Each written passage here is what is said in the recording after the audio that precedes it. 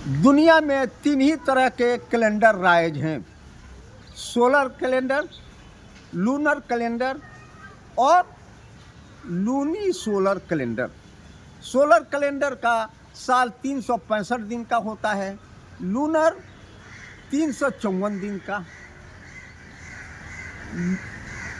Luni solar में महीने तो उसी तरह से होते हैं जैसे लूनर के होते हैं, लेकिन हर तीसरे साल 1 महीने का इजाफा कर दिया जाता है और वो साल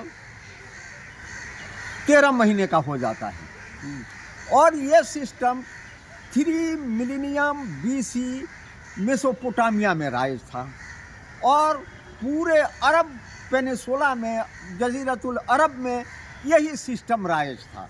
और वहीं से जब हिंदुस्तान में हिंदुइज़्म पहुंचा, जैसे संस्कृत और वेद पहुंचा, तो उसी तरह से ये कैलेंडर पहुंचा और यहाँ पर भी वो सिस्टम राइज रहा, जिसका जिक्र कुरान में है। कुरान के सूरह तौबा की आयत नंबर 37 में जब मदीना वालों ने ये कहा कि इस साल तो हम ज़कात 13 महीना में देंगे, क्योंकि ये साल 13 महीने का होगा, क्योंकि वहाँ लूनी सोलर सिस्टम चलता था। 2 साल तो 12 महीने के होते थे और तीसरा साल 13 महीने का हो जाता था। तो वही आई आयत नंबर 37 सूरह तौबा, वही आई कि ऐ नबी कह दीजिए कि नसी हराम है। इस 13 महीने को नसी का लफ्ज़ दिया गया और उसको हराम करार दिया गया।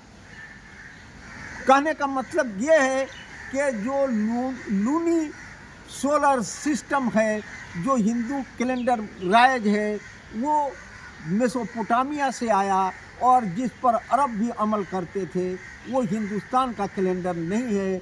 हिंदुस्तान में ज़रूर उसको हिंदू धर्म का कैलेंडर कहा जाता है, लेकिन लूनी सोलर सिस्टम ये मेसोपोटामिया में 3 मिलीनियम BC में राइज था और पूरे अरब में यही सिस्टम राइज था। नबी करीम सल्लल्लाहु अलैहि वसल्लम जब तशरीफ़ लाए, उस वक्त भी वहाँ पे लूनी सोलर सिस्टम ही राइज था। 2 कैलेंडर उस वक्त भी वहाँ चलते थे, एक सोलर और एक लूनर, और लूनर में वही लूनी सोलर सिस्टम चलता था।